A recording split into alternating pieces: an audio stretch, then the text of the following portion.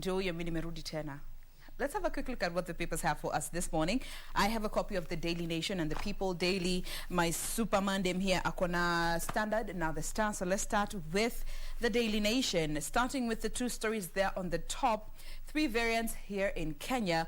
All COVID-19 variants except the variant that is in Brazil have been detected in the country. And this, of course, has sent some sense of panic among the populace due to, how vulnerable we are as a population when it comes to our health status. But we'll be looking at that in a bit.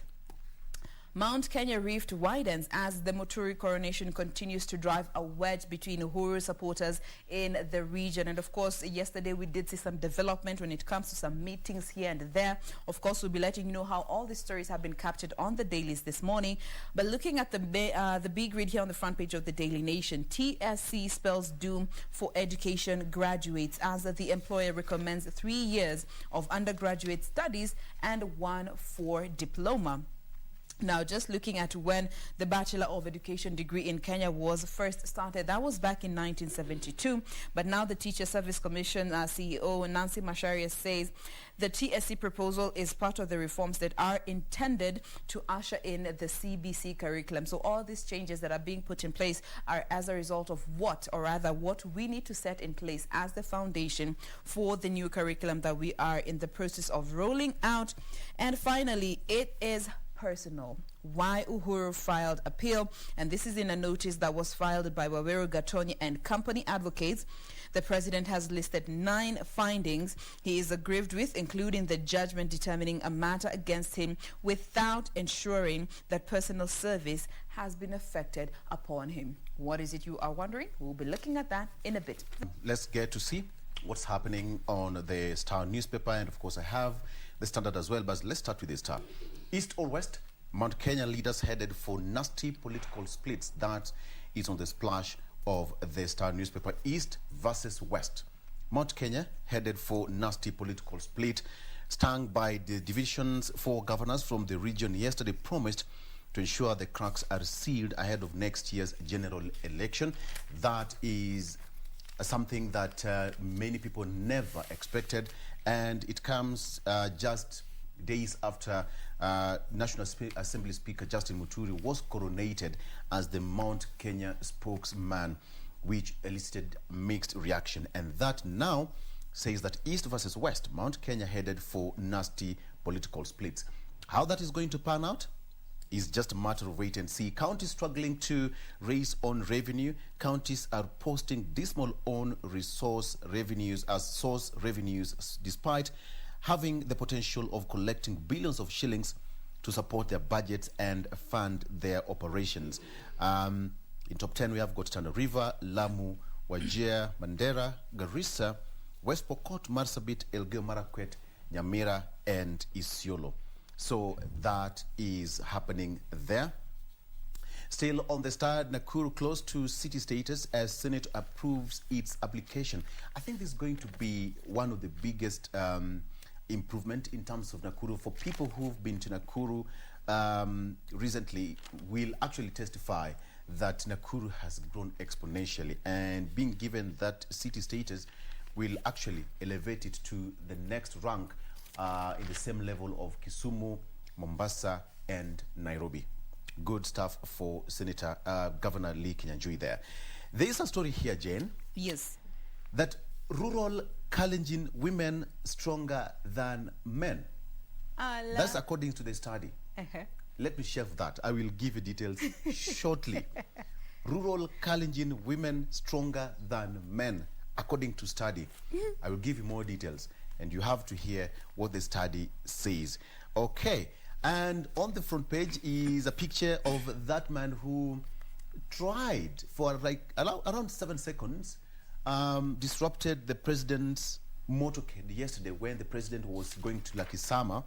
And it was a brief moment of, oh, wow, what is that?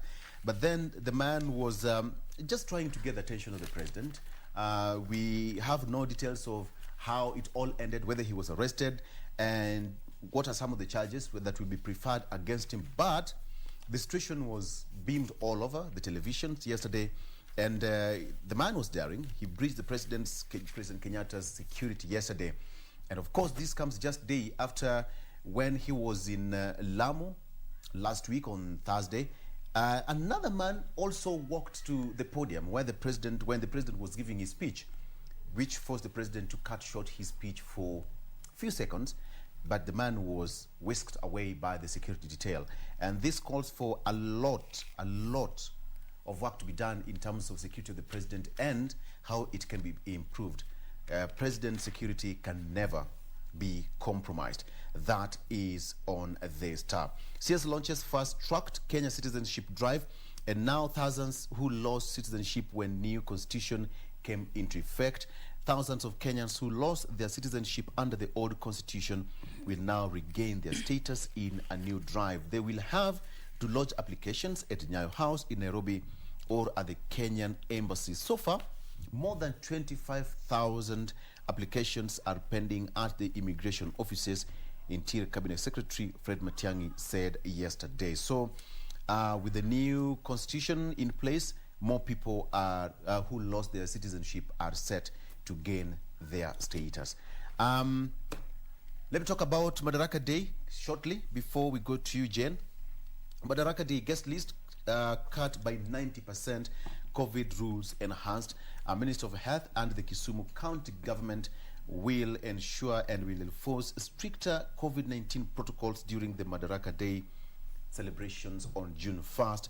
This is after the World Health Organization on Wednesday noted that the Indian COVID-19 variant spreading in Kisumu is the B1617-2 subtype, which is 50% rather more transmittable compared to existing COVID-19 strains.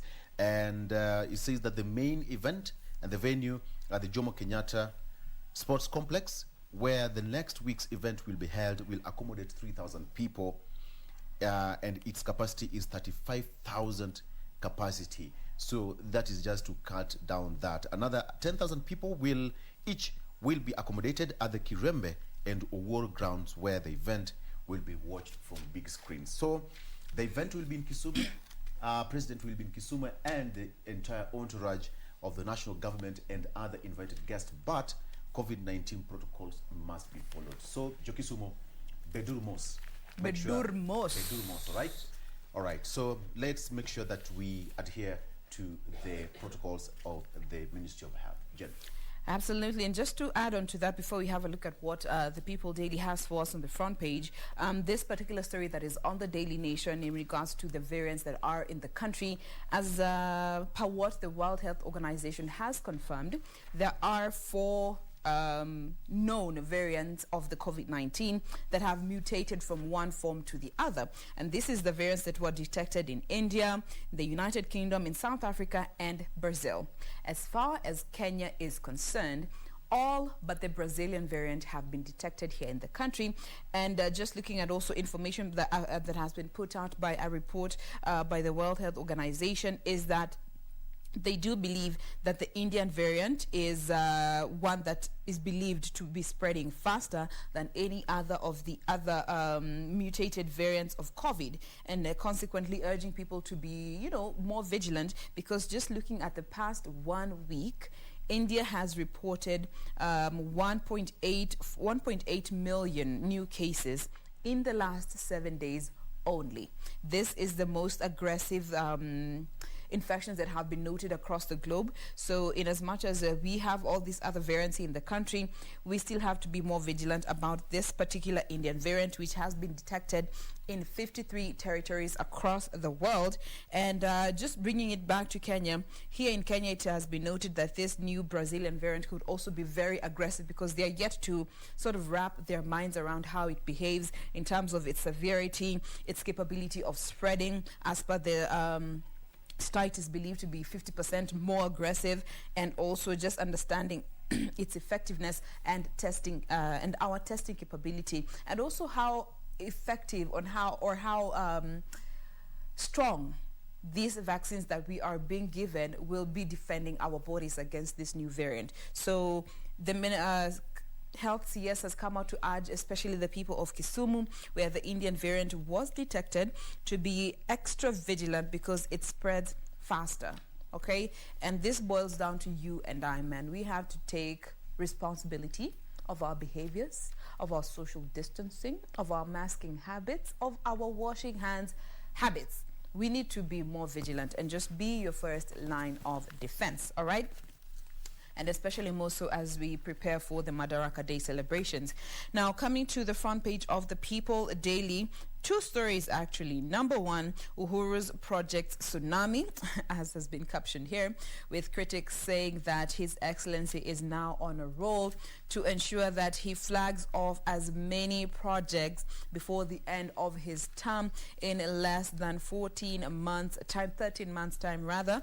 And also counties that are leading in making money. Embu County is in the top 5, followed by Garissa, Bungoma, Tana River, and West Pokot.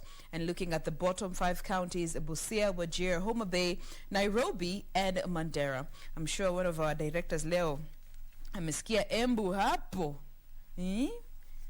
Martin. Tutaimba na Kiembu leo. Direct na Kiembu. But of course, we'll be looking at that story in a bit. Vic. Absolutely. Yeah. It got me off guard. Yeah.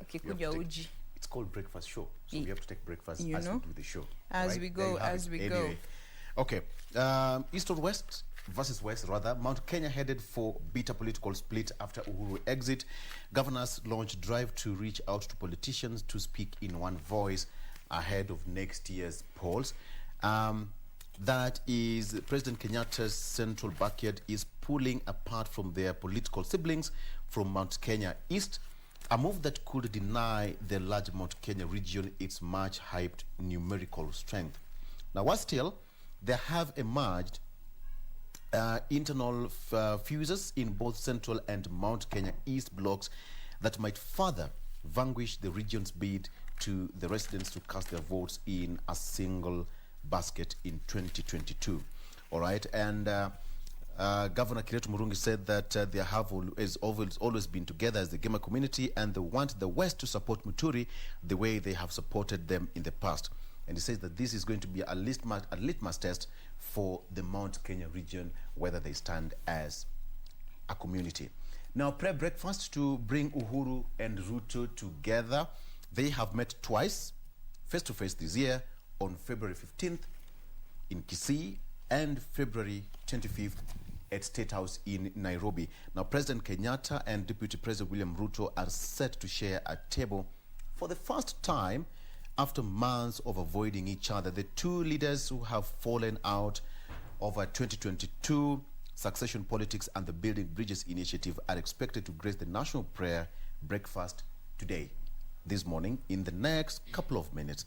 The annual event in which the politicians, leaders, including ODM leader Raila Odinga, Musalia Mudavadi, and others have been invited, will take place at Parliament buildings. This is contrary to the norm that we are used to, where they should go to a hotel in Nairobi and conduct that.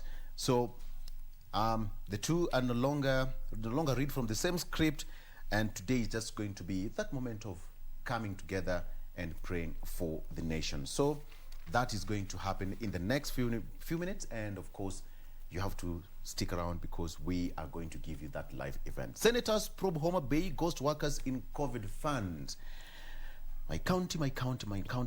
Some 2.3 million shillings was paid to employees whose existence cannot be authenticated.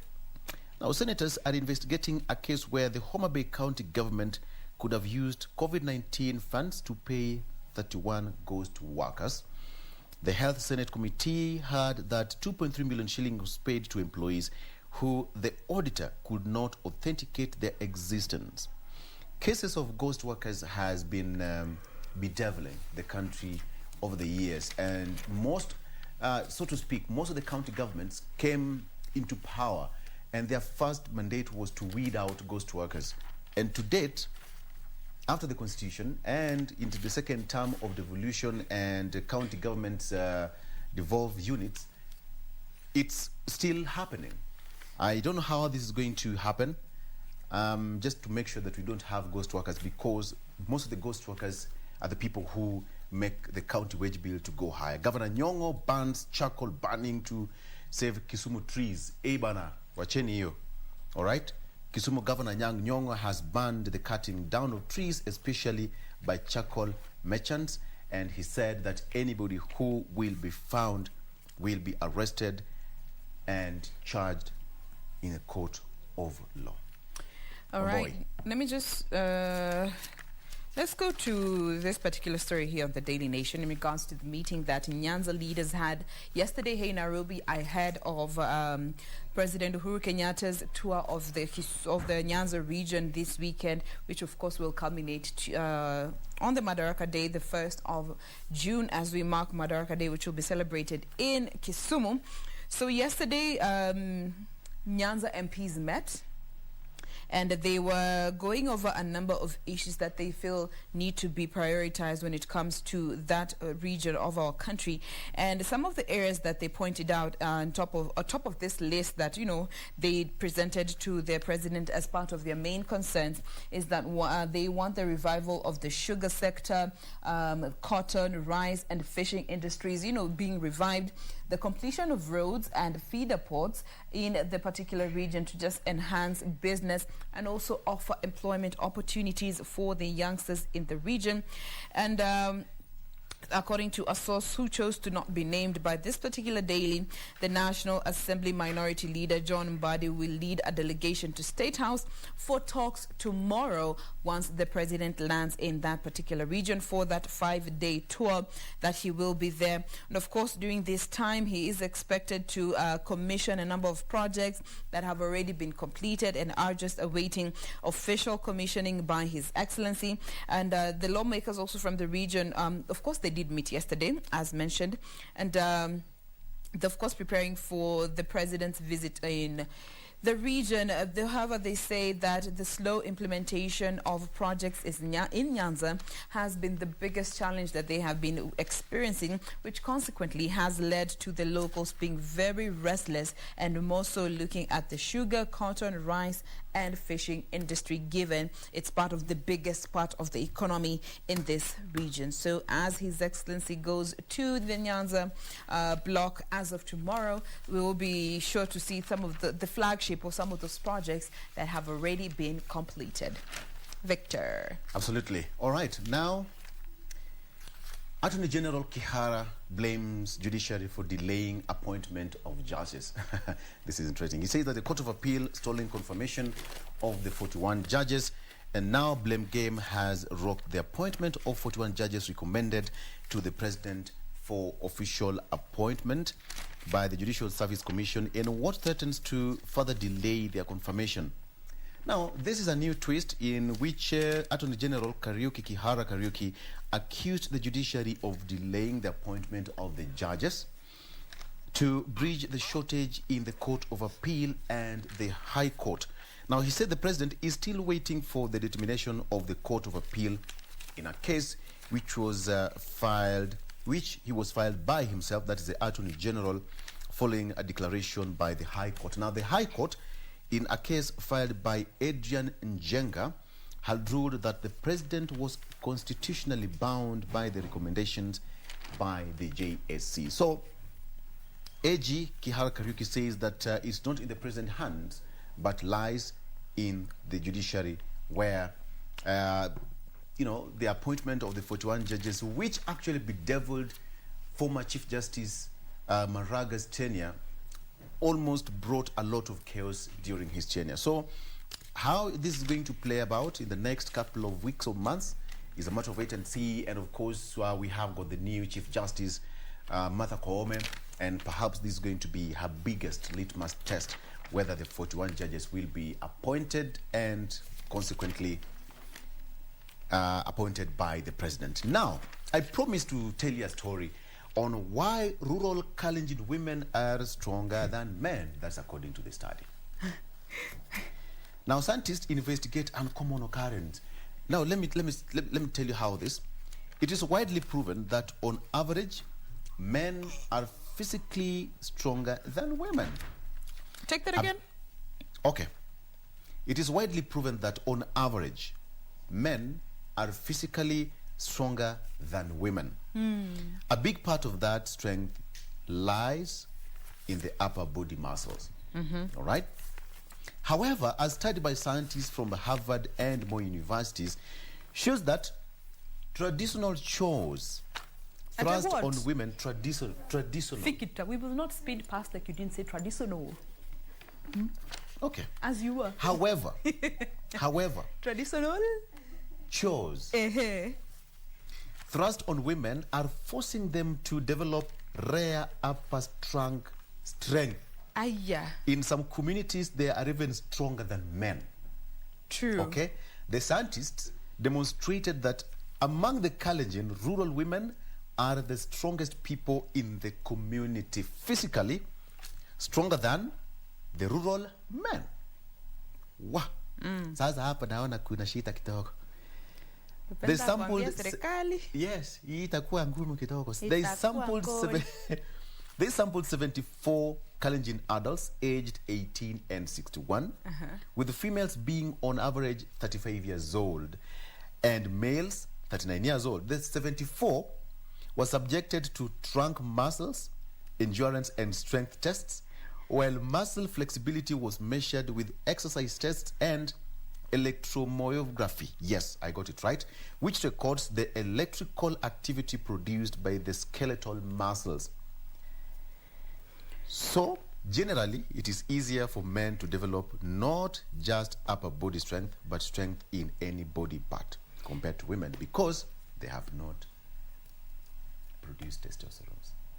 You know, looking at evolution, men are naturally, physically bigger than women because as if time evolved and over the years, you find, looking at historians and the theories that they've put out there, the male species are the ones who are always doing most of the physical activities that involve heavy lifting, and consequently, the body adapts. And this cuts across all animals, both that walk on fours and we as the highest on top of that hierarchy.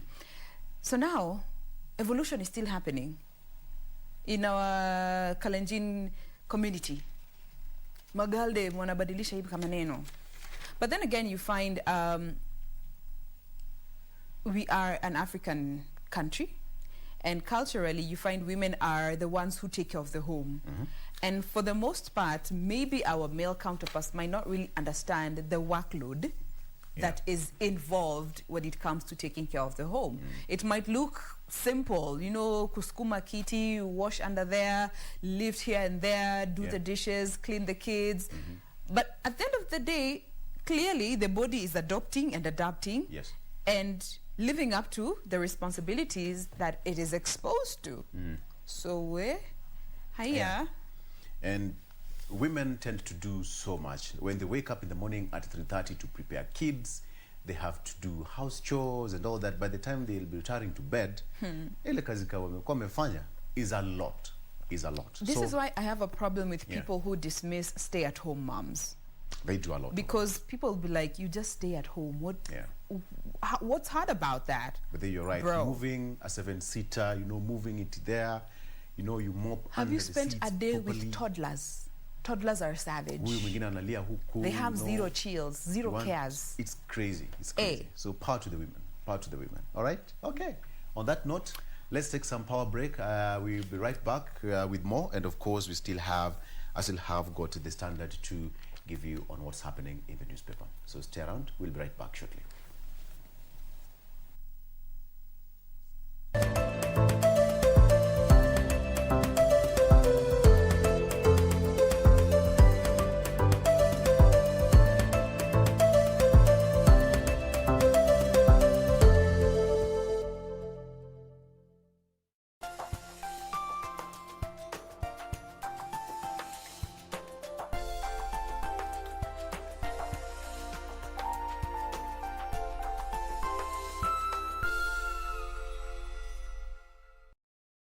Je, umeomoka? Kama hujaomoka kwenye QuickBit ndio mambo yote. Hapa tuko na fridge, kodi yake ni CM. Tuko na gas cooker, kodi yake ni CK. Tuko na TV, kodi yake ni TV. Tuko na simu aina ya Samsung ni SM, ama Oppo ni Oppo. My friend, mahali popote unanitizama, eka hizo kodi zake kisha utume kwa 4032353. 4032353, alafu utakuwa unaomoka na hizi bidhaa. Kumbuka, kwenye QuickBit ni bidhaa bora zaidi kwa bei ya chini kwa chini. Did you know that your house is one of your most valued investments? Get your domestic package insurance cover. This includes house and its contents, domestic servants, owners and tenants' legal liability. Now you know. IRA, promoting insurance, protecting the insured. Next on. Bye. Okay. Tiff. What is it, Eric? Is a Tiff. At least find out who Glenn is working with. Ndamsaka alafu nitakushow. Kama unataka uzuri, usichukue pesa ya huyo mama. Utaenda jela. Unataka kumwaga uga. What do you think is going to happen once you solve your father's mystery? Let's wait and see. If I go down for anything whatsoever, you better believe I'm taking Joel and Chris with me. I can't take this anymore. I'm done. Cheki, mimi naona tuishie. Wewe zidi. So this is your game plan?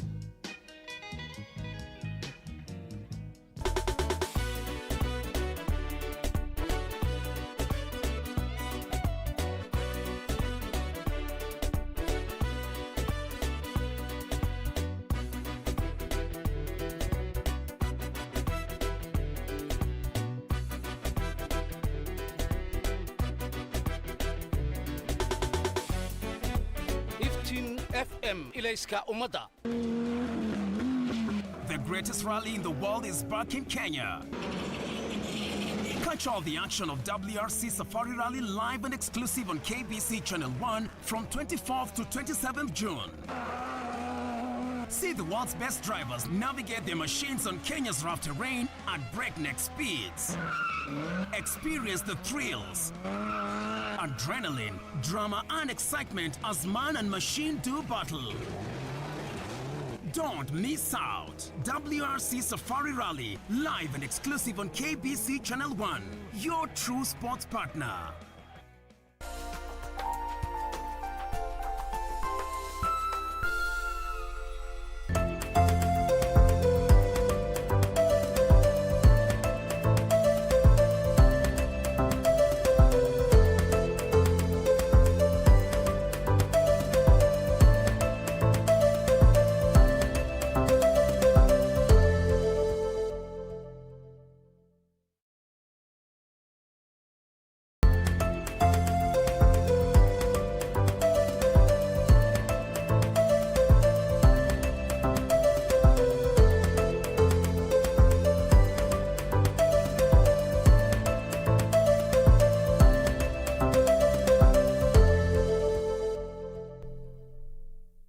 To the program, it is Thursday and it's definitely Entertainment Thursday, and this morning we'll still continue to just look at the gospel industry and basically the evolution therein, and also we'll touch a bit on the award system. You know, when the award system came into the gospel space, how did that in turn changed how the trajectory of the gospel music? Did artists now begin singing for awards instead of the word, or what exactly happened? And also just try and look at how the digital space has really revolutionized you know, the gospel space as a whole. And on set this morning, I'm joined by two gospel artists. To my immediate, this is what left, Subiri J. Nimeipata correctly? And then at the farthest end, that is Jace Africa, who will be talking to us about their gospel journey. Sindio? Yeah. First away with Jace. Yeah. Before to come to that part of the award system, let's just begin by what inspires you as an artist, because umeanza almost recently. So really, what pushed you into the gospel space? You could have chosen to do any other kind of, you know, music or style. What are gospel specifically? I believe it's a calling. Yeah, it's a calling from God. Gospel is a calling. Yeah. How are you called? No, because others say, you know, I was called, and then you ask them, how are you called? Nilisikia tu sauti. I just felt an inclination. Okay, So for you, how was it? Okay, you wake up in the morning and you just take a pen and script a song. You have no idea. In like 30 minutes, you finished. You want to record. So I believe that's a calling. That's not something you can just wake up and do it. Yeah. So for you, you believe you are actually called to do gospel music. Yeah. So then does that mean that for you it's going to be gospel all the way? Ama hapa katikati you'll now start changing a bit? Because also you've seen, you know, good number of artists doing that. Life has been difficult and God will come through. So I don't think it have a point I'll have to change. Nah. So also because of what you've gone through as a person, this is part of what inspires how you create your content. Yeah. All right, Subiri J. Yeah. The gospel space for you. I mean, could have been any other kind of music. Could be secular, could be Afro-pop, could be any other thing. So why really gospel, and what really inspires you to do this kind of music? Okay. Hapo nyuma kidogo mimi nilikuwa naimba nyimbo za mapenzi, tuseme nyimbo za mtaani. Alafu pia sikuwa vizuri sana kule mtaani, nilikuwa kidogo nimeadapt life ya mtaani, natumia drugs nini, but nikakamnika meet mse ambaye ndo manager wangu sahi, anaitwa Pastor Robert. So kukakaa naye hivi akanifunza maadili, definitely kwa sababu mimi nilikuwa na ile talent, so nikaanza kuimbia God. Alafu nikashukuru sana kwa sababu kuna time mob ambao niliwestuku na kuna time ambao nimepata hapa sahi, so nikakuwa ndani kabisa kwa gospel music. Yeah. So hizo wimbo za mapenzi zenye ulikuwa naimba ni zile tunasema contemporary music? Ilikuwa tu wimbo za mapenzi specifically, ama ilikuwa the secular, you know, music? What exactly was it before now come to the gospel space? Zilikuwa hizo sasa, zile nyimbo zenye ni mapenzi but zingine ziko na matusi ndani. Yeah, so nyimbo tu mbaya hizi.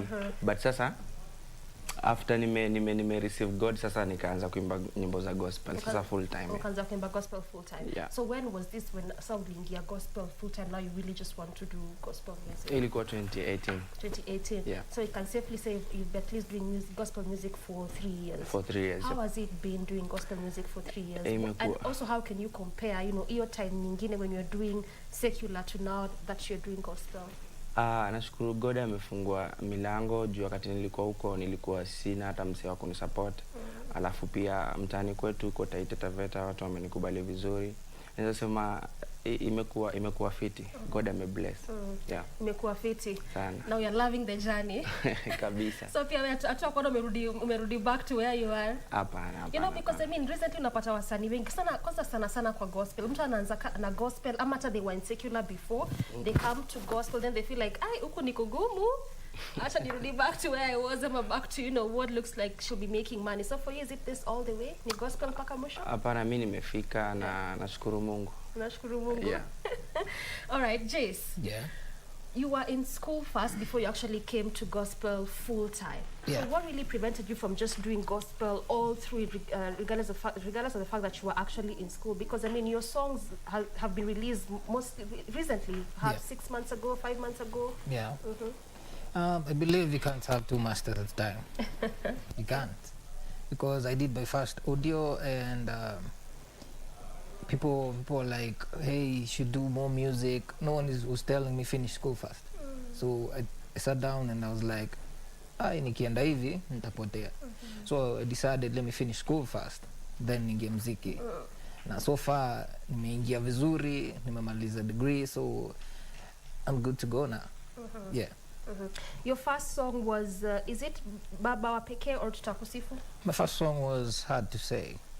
Yeah, it's a Hard reggae. to Say. Yeah, it's hard to say. What was the reception like, you know, for your first single, and what really motivated you just from that reception to continue creating more music?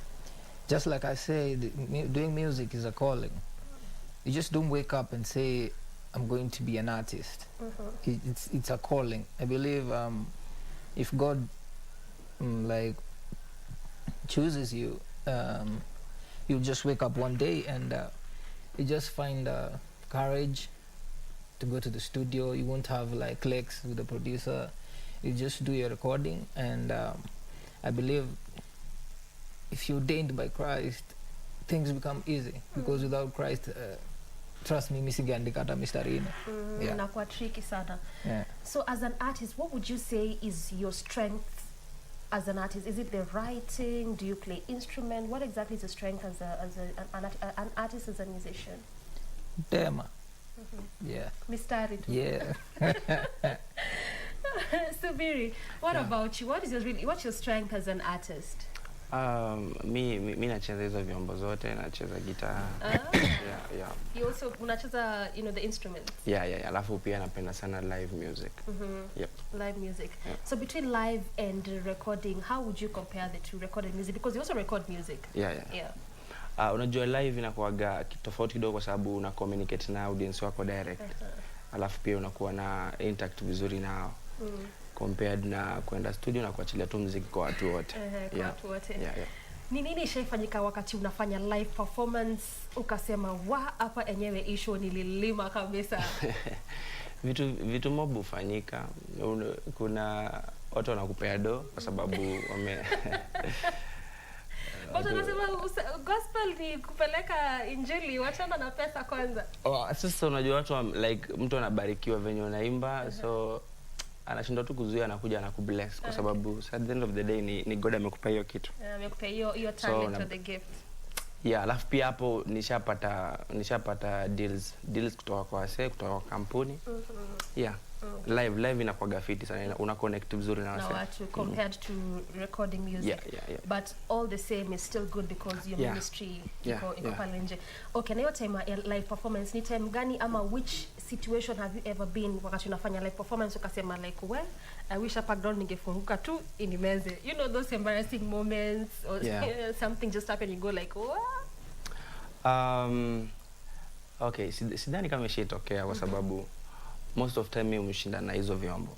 Alafu najua kama maybe sauti imeleta shida kidogo, tunaweza ongea na wase wenye kwa vyombo, maybe tushukishe, tunaitaga transport. Kama ulikuwa high pitch unashuka kidogo, so nishazoea kufanya live, so sometimes inakubali tu. Inakubali.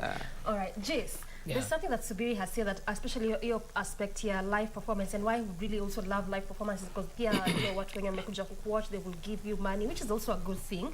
But I just want to get your perspective on this. I mean, there's always this notion of, as a gospel musician, as a gospel artist, you are more on spreading the word as opposed to even think about, it's good because I'm getting the money. What is your take? My take, I usually focus on spreading the gospel. Not the money. You see, God made man, man made money, money made man mad. See, if you concentrate in receiving the monies, it will reach a point you can't spread the gospel without getting money. You see, so I prefer like spreading gospel comes first, because usually gospel involves more of charity than corporate money. Like events, you have to do events, you have to do, you go to churches, and you can't request for money. You just like, hey, can you come sing for us? Like, let's praise God. And I'm like, sure. And they're like, how can we pay you? I usually avoid that question. Why? I mean, it's also it's like a service, so why not? I avoid that question because I know the power of money. All right. I'll start with, hey, let's do a 10K. Then next time, hey, let's do a 20. I hyped your place last time, so let's do a 20. And it will reach a point, it will become impossible for me to be invited to spread the gospel somewhere because I've reached a point, the limit is so high. Yeah. Have you done events before? Yeah. Okay, so many. Good enough. You've done events, and you're saying that you avoid that question. I mean, also, I really want us to be as practical and as realistic as we can get, in as much as it's the gospel. And yes, you've done events before, and you're saying that you avoid that question of money. So, do you do it for free when you do events, or I come how to does it come about? Look, I know there's money, so I come to event. I perform, and then when I'm leaving, it's up to you to call me and say, hey, take this. Or you ignore it. I won't ask you, I won't ask you, because if at all I was to come because of money, maybe tungekosania pesa, ama maybe hata singekuja. Na ungekuja event. But if I come, I perform, people come, they usually follow you later with an envelope, with cash. Okay. You can't refuse. So you put it in your pocket and say thank you. Yeah.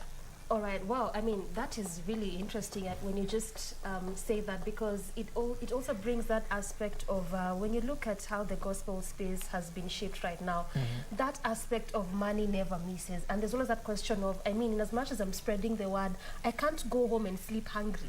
Yeah. I can't just not live in a house because I'm spreading the word and spreading the gospel. So again, also from your perspective, do you feel like this is one of the things that perhaps gospel ministers or gospel artists are missing? Like they've put money so much ahead of wanting to spread the word? Okay. What I would say, I do motivational talks for students. What I tell them, you need to have two things. You need to have a profession and a career, so that you don't rely on your career. A career is something I like doing. So for me, I like singing. But for my profession, it's something I went to school for. So I did finance. So I have a job and it's paying me. So if I have a job, I'm comfortable with my life. So I won't strain spreading the gospel for Christ. Yeah. Okay. You won't strain spreading the gospel for Christ. It means that God is just going to come through for you. And we'll come back to that money bit a bit later on, just a bit. But let's come back to Subiri Jane. Kwa mtazamo wako, unaona kama hii ni one thing that wasanii wa gospel wana miss sana, because that's what about some of them would say, let me go to secular then, because inakani kama saizi gospel I make you do. Una feel kama your aspect here, putting money more ahead or in front of just spreading the word, ni what in a kill, I mean, like in a make true gospel spaces equals as how it was back in the day? Because back in the day it was more about me, I just want people to really hear the message. I want people to get saved. Wakati unaanza, for example, kama msanii wa gospel, of course unakuwa na changamoto mob, kwa sababu hii ndio time yenye God amekupea, unaanza na unafanya tu vitu kuspread ile word. But wakati muda inaendelea tu kusonga, kuna time tu itafika pesa zitaanza kuja zenyewe, kwa sababu unajua ni God ameputia kitu kwako. So of course ni kuvumilia tu, na naamini kama msanii ako kwa gospel, like ako kwa gospel vizuri, itafika tu time God ata bless. Yeah. Kama mtu ako kwa gospel space vizuri, itafika time God to ata bless. Hata kama itachukua muda. Okay. So basi unafeel nini wasanii wanafaa fanya? Because the way tunasema also at the end of the day, unajua you can't just go home and eat nothing because I mean you've spread the word. Then how can artists wanaweza differentiate aje, ama what really do they need to do? Is it that they need mentors? Is it that they need to soak themselves in the word sana? Nini haswa wana need? I think wanahitaji vitu zote mbili, wanahitaji mentor na pia wanahitaji kusoma neno, kwa sababu kama mimi niko na manager. Na tumefanya shows mingi, hata tunatoka, for example, tunatoka Voi tunaenda kama Mombasa na tunajilipia wenyewe fare. Na tu tunachapa tu ngoma pale, tunahubiri, juu ni pastor, na tunarudi. So I think pia wanahitaji mentor ili wajue hii ni kazi yenye ni God tu ameweka mkono hapo ndani. Siku ikifika basi mambo itakuwa poa. Ile siku Mungu ataamua. Sasa today is the day. Yeah. Okay, let me hear about your song Can't Go. I want to know the inspiration behind that specific song. Kuna vitu mob ambazo mimi Mungu amenitendea sana nikiwa kijana, zenye sikufikiria. Ningeulizwa kama miaka iliyopita, kama miaka kama 5 hivi, singefikiria kama God angenitoa huko. So hiyo ngoma ni kumshukuru Mungu na kumwambia mimi nishafika hapa na siwezi toka, kwa sababu hata kuna watu huko nyuma ambao pia walikuwa wanaona ni kama isongi, ni kama ukijana, kama ako tu anadanganya yuko. So kumshukuru Mungu na kumwambia mimi nishafika hapa kwako, na sasa hii niko ready kufanya kenye utasema. So siwezi enda, can't go. You can't go. Yeah. As in for you it's just Jesus all the way. Yep. All right, Jace. Yeah. I want us to talk a bit about how the gospel industry has really been shifting. And I want us just to pick an example from Mbarambamba on what has been happening. We can't go without saying, because he would call himself a gospel musician, especially when he was beginning. And what you've been seeing recently, the theatrics he's been performing, yes, amekuja kajitetea hapa na pale. Even saw a tweet from Ezekiel Mutua saying that sasa hapa umeenda, you've gone too far. Do you feel that the gospel imekuwa a space where someone will just come to make a name, then after they are known, let me now actually do what I really wanted to do as a person? You see, what I like about my country is that the church has a say in the constitution. So it means gospel artists are more covered by the government than secular artists. Okay. So these people just come and hide inside gospel, and once they've achieved what they wanted, they now, like, they decide to show their true colors. At the same time, it's the work of God. You can't, it's not like devil like woke up and said, hey God, let me create hell, then let me go and enter. No, he was thrown in it. So God's like, nah, I can't tolerate you. So he's a supreme being. He just like showcases your true color in front of people, like the way he did inside the club. So in the morning, you try to explain what you did. You can't reverse that. It's so sad, by the way. I felt bad. You said something very important, which I'd like us to just explore a bit. That it's like people use the gospel space as a platform to just like create the name. Actually, someone like me exists. But the moment you actually know me, then I go back to doing what I really wanted to do as a person, which was not gospel. Then what does that really mean about gospel holistically as a whole? What does that mean about gospel music? What does that mean about gospel industry? What does that mean about the church? Okay, these artists who do these things, these gigs, they don't know church. They've never been to a church. It's like basically, you know, I can tell you there's a secular artist who started music like 6 years ago, and up to now he has 1,000 views YouTube. But if you're a gospel artist, it should take you like, let's say like 5 months like mine, and you're already up. Yeah. Since it's gospel, everybody just supports gospel, you see. So that's the shortcut. You just go, showcase, then come back, do your secular things. And it's sad because to me, if you ask me about him, Barambamba, I can tell you like, that guy, I don't think he goes to church. Yeah, because if you watch a music, I'm sorry to say this, I'm not judging, but it ain't fair. So I watched that video and that gospel part. Let me let chairman deal with them. Let the chairman, Yeah. moral cop himself to deal with them. Ringtone deal with it. All right. So Biri J, what's an perspective yako also on the same? Do you feel the same as what Jace feels like? Say gospel is like a platform, a place where I'll come and create my name. Mukishani jua, then I actually go and do what I really want to do, which is not gospel. Na kama even though una feel, then what does that mean about the gospel industry as a whole, and what does that mean about the church? Because also the church is part of gospel music. Mi naweza sema ni kama mapasta. Unajua kuna mapasta tofauti. Unaweza enda church ukasikia kuna ubiriwa gospel, but kiupande mwingine, kivengine. So nadhani maybe hawaelewi the calling ya God iko aje, na pia maybe hawaja back to calling. Yeah, kwa sababu nadhani kila mtu alitoa place yake specific. So maybe naweza sema hawa se wenye wanakuja gospel wakisha establish fit wanatoka. Maybe at the first place hawakuwa wameitwa na God, ama pia hawakuelewa purpose yao kwa hii dunia. Yeah. Well, that is very huge actually. When you talk about purpose, it's very important. Ata mtu kujua why are you living, because that is what purpose is. So does that mean also the church is very important ata from Sani to be rooted in the word, not just about I'm talented, I'm a musician, I can sing. Yeah, church ni important sana, alafu pia inategemea ni church gani, kwa sababu kuna church but kuna church na kuna church. Yani kuna church okay. Bro, you're judging. Si judge. He's judging. Okay, acha nikwambie. Acha We'll get your perspective, Jay. Okay, acha nikwambie sasa. Acha tusikie subiri. Unajua kuna mapasta wenye wana view injili kivengine. Okay, my take. Yeah. Na pia unaweza enda church nyingine ukafeel pastor ana view injili kivengine. Sijui kama unanielewa. So si eti ni kujudge, ni venye injili na siku hizi injili inahubiriwa vitu tofauti. Una get. So unaweza pata hapa wase wanahubiri hiki na huko wanahubiri hiki, but the same thing, but sasa inakuwa brought up different. Asa ile venye watu wanaelewa ndo kidogo inasumbua watu. Inasumbua watu. Yeah. Jace, before we play your song tutakusifu. Unakani kama ulikuwa unataka kusema tu subiri mbona ana judge. You know the Bible says bwana, don't judge, yeah. Don't judge. Si kujudge. Don't judge. Don't judge. You know no one is perfect, okay? Everyone akona kasura yake kwa kale kakona ka blangata. So you're not perfect, I'm not perfect. So I might see your imperfections and I might not see mine. Yeah. So tuache Mungu aitwe Mungu. Tuache Mungu aitwe Mungu. Yeah. Okay, let's listen into Jace Africa's song Tutakusifu. Take a look.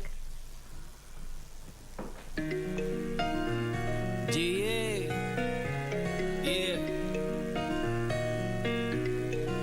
Napiga freestyle na kuwa wimbo naandika hii kwa dhambi simo na jando rizo na kula mi bila hata ino na kula kilo ya indomie toka kwa zero hadi kwa hero ai oh my ananifaa milele kasi ya yes ingekulata sembe acha Dubai nitafika kilele na mwita nabii ameniweka mbele ai oh my ananifaa milele kasi ya yes ingekulata sembe acha Dubai nitafika kilele na mwita nabii ameniweka mbele. Everybody rise up, jump up, everybody rise up, jump up, everybody rise up, jump up, everybody rise up to the occasion. Tutakusifu tu, tutakusifu tu, yeah, tutakusifu tu, tutakusifu tu, yeah, tutakusifu tu, tutakusifu tu, yeah, tutakusifu tu, tutakusifu tu, yeah. Wolan neno lako lisikike hadi kwenye medula upendo wako fichike tuishi kibrathe amani stare toka kwa kipi hadi nimebale nikashilingi takutem umekiburi ama ushinde ba upige madrinks usahau Jehova na kawokovu uache kisloman ni kwa mapo utanipandisha kuna mbinu ya mgambo jambo iko ni shuhuda buda ako fast zaidi ya Uber atakuja nita fast mikiro nitashiba sita lie bila yeye nitashindwa riswa saitani riswa machida itaisha visa ngano utanipa visa. Everybody rise up, jump up, everybody rise up, jump up, everybody rise up, jump up, everybody rise up to the occasion. Tutakusifu tu, tutakusifu tu, yeah, tutakusifu tu, tutakusifu tu, yeah, tutakusifu tu, tutakusifu tu, yeah, tutakusifu tu, tutakusifu tu, yeah.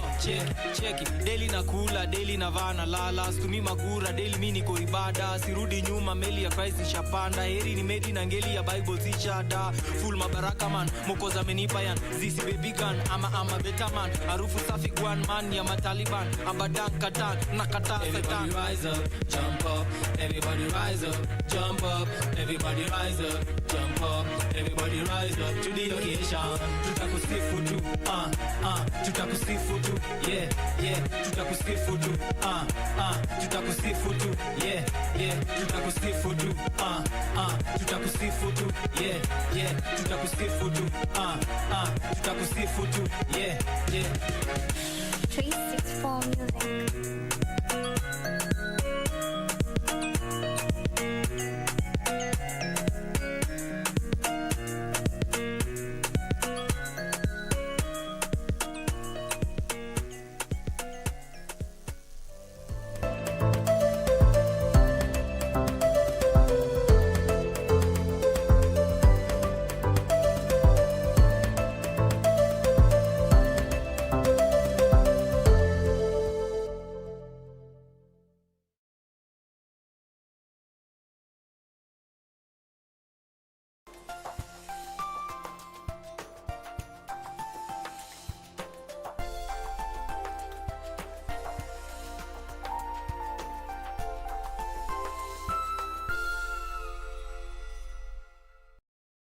Je, umeomoka? Kama hujaomoka kwenye QuickBin ndio mambo yote. Hapa tuko na fridge, kodi yake ni CM.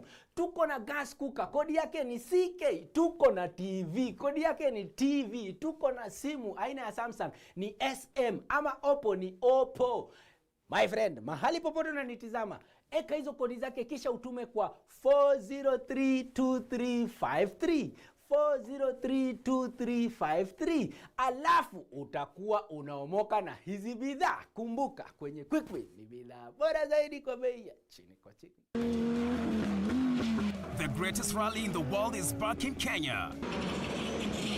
Catch all the action of WRC Safari Rally live and exclusive on KBC Channel 1 from 24th to 27th June.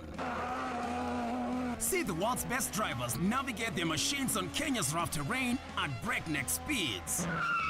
Experience the thrills, adrenaline, drama and excitement as man and machine do battle. Don't miss out. WRC Safari Rally, live and exclusive on KBC Channel 1, your true sports partner. Tonight on KBC Channel 1. Elsie Nandwa is battling a flurry of autoimmune disorders. This is a condition that occurs when your immune system mistakenly attacks and destroys healthy body tissue. It is incurable but manageable. The major challenge we have with the management of this disease is that the drugs that work best are very expensive. Nandwa is worried that her immunity is compromised. The infliximab itself, it's an immunosuppressant, so my immune is very low. So I'm not supposed to be lousy, walk around in matatus, because I'm at risk of getting the COVID-19. Next on. Sasa. Poa sana. Umekaa muda bila kuja hapa. Si unajua last time nilitengeneza nywele vibaya sana. Oh, na vile tumetengeneza vizuri. Kwani siku hizi ni pesa una ama nini? Tangu nikushuke. Chau.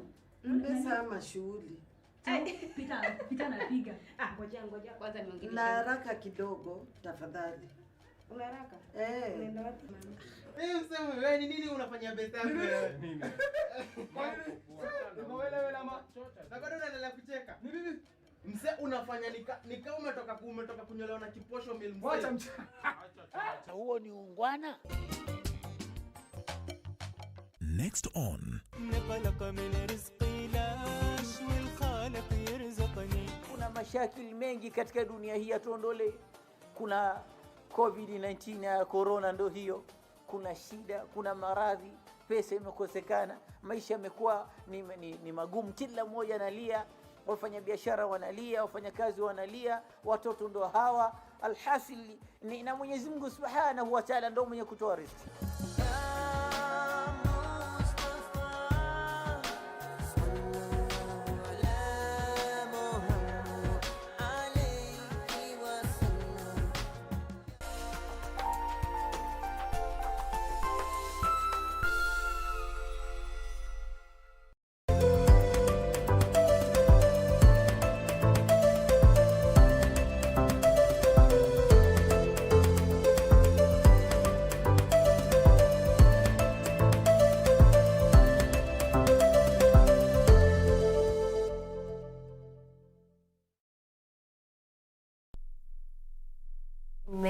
Thursday, and my guest on set is still Jace Africa and Subiri J.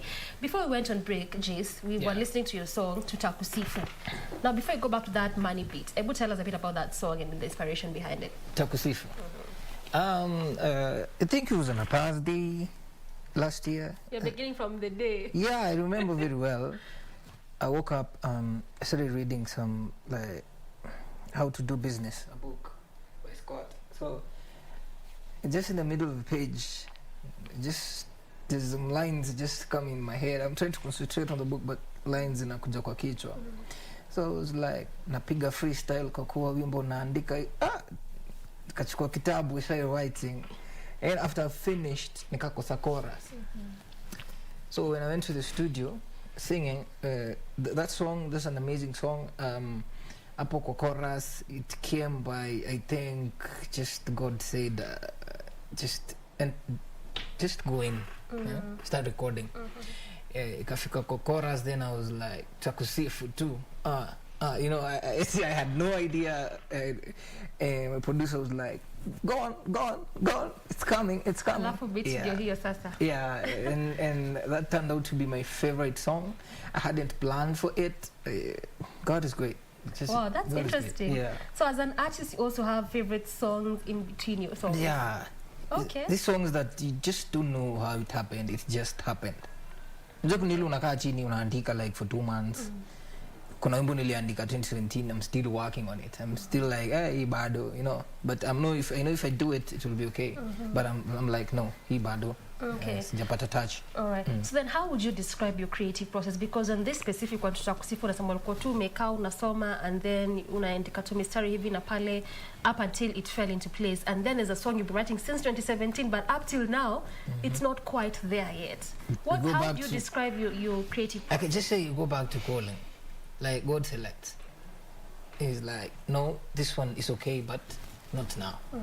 Yeah, it will reach a time I'll approve it, you see. So I serve like a supreme God, a supreme being.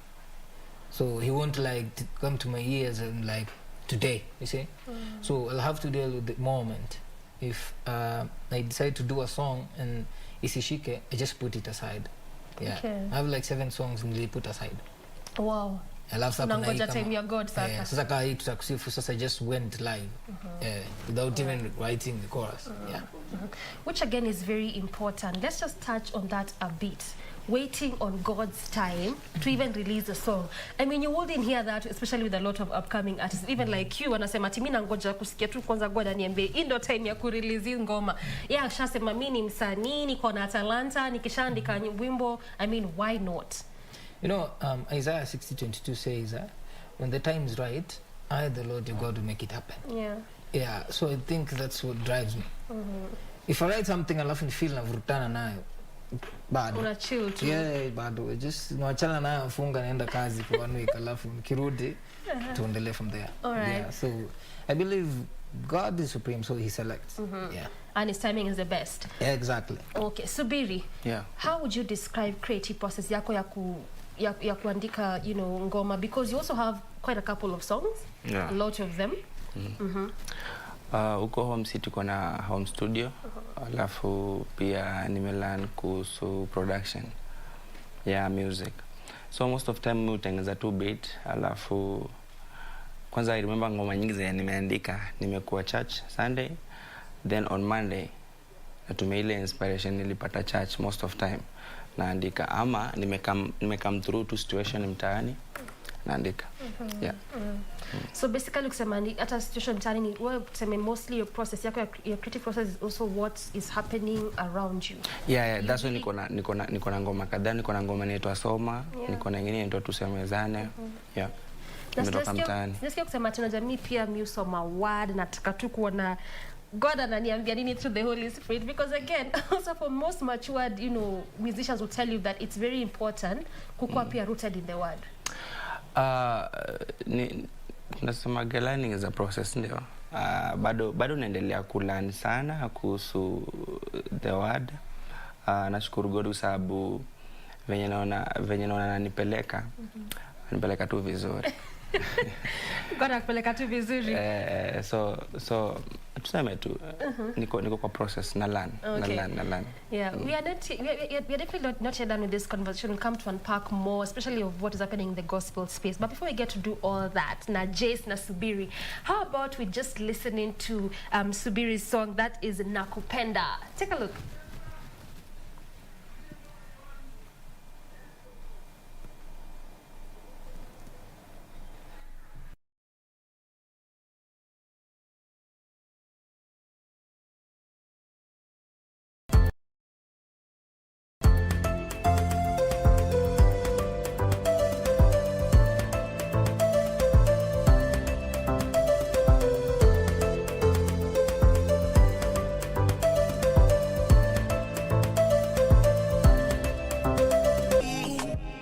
Nakupenda baba,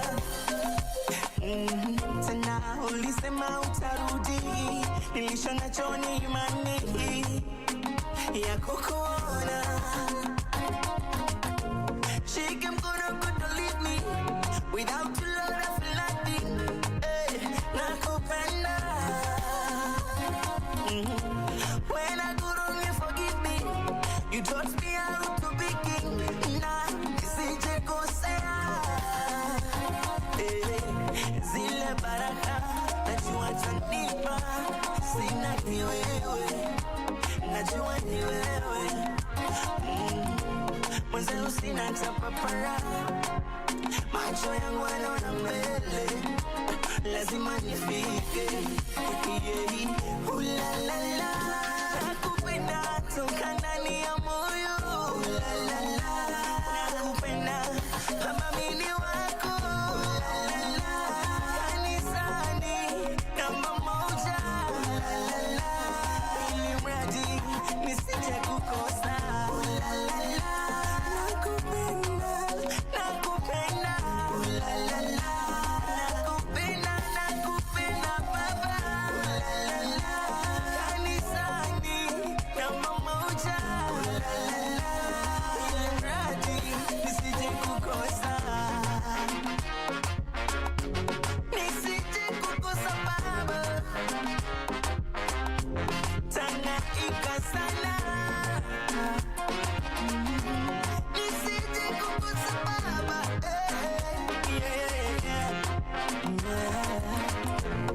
ulikonitoa ni mbali, ni mbali, ni mbali.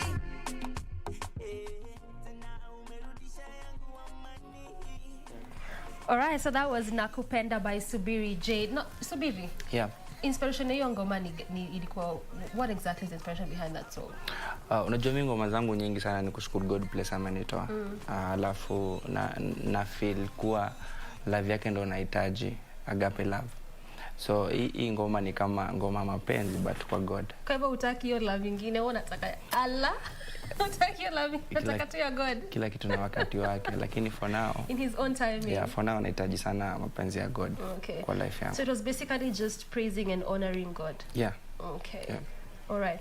So anyway, we were saying earlier on that sijasikia sana ukimention most especially about the word being one of the things that goes into your creative process. So does it mean that the word, you read the word, does it play a big role in how you create your music? Ama place ya word kwa content creation process yako ni gani exactly?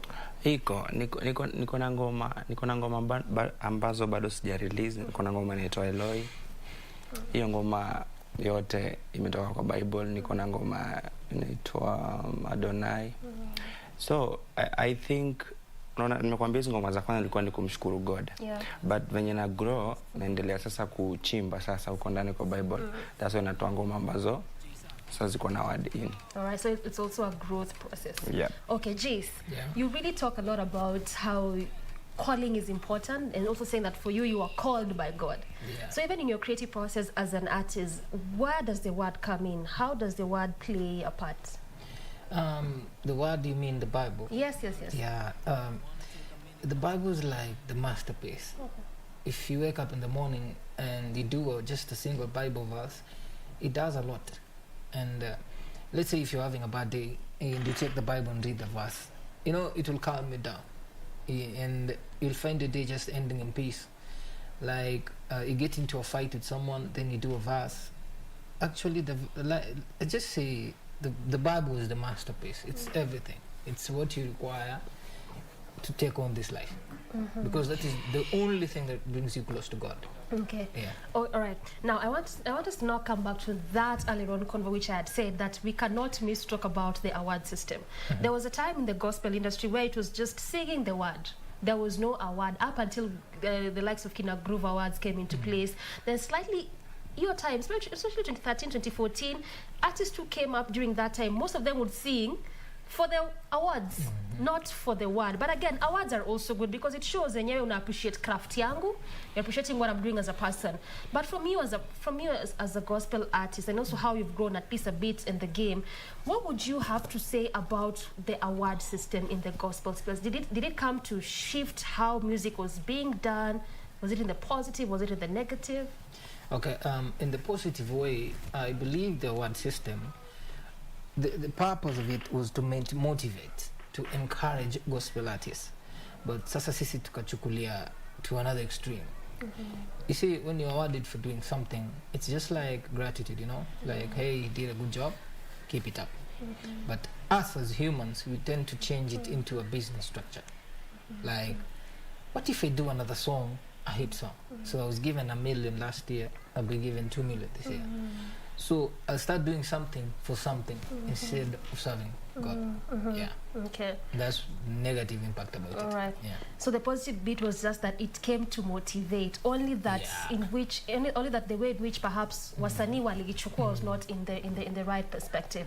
So when you look at it, do you think it was a good thing or it was a a bad thing? Okay. I don't want to troll. It was a good thing, and also it is not. All right, Jess, let me just cut short a bit because I want us to cross over to Parliament where the National Prayer Breakfast is taking place. Remember that this is the 18th annual National Prayer Breakfast taking place today. I just want us to cross over there and take a listen to what is happening there, even as the President will be making his way there. We also expect very important dignitaries in that particular place. And again, it has been cut down. This is obviously due to the COVID-19 protocols that they're trying to adhere to. This particular event began in 2000. 2003. So this is why it's actually the 18th annual National Prayer Breakfast. Again, just to run you a bit on history on how this event came about.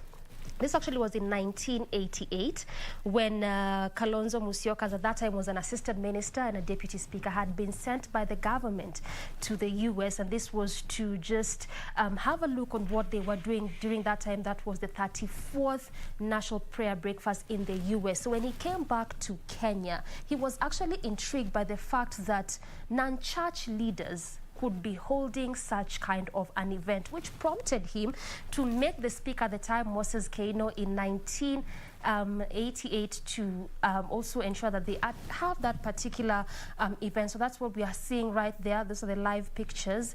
The parliament there where the National Prayer Breakfast is taking place is going to be a 2-hour event for this year, just from 8 up until 10 a.m. And again, just to take you back to what had been happening as at that time. So after the prompting to Moses Keino was the speaker at that time, they began small prayer groups in Parliament just because of what they had seen in the US. So those prayer groups happened in between 1988 up until 1990 when they prompted the president again at that time, that was President Moi, to at least begin a similar event in Kenya. So what Kalonzo Musyoka wanted and Moses Keino was at that time is that they wanted this event to not just be done in Parliament by the parliamentary groups, but they wanted a replica of what they had seen in the US. But again, you can remember that in between 1990 and 2000,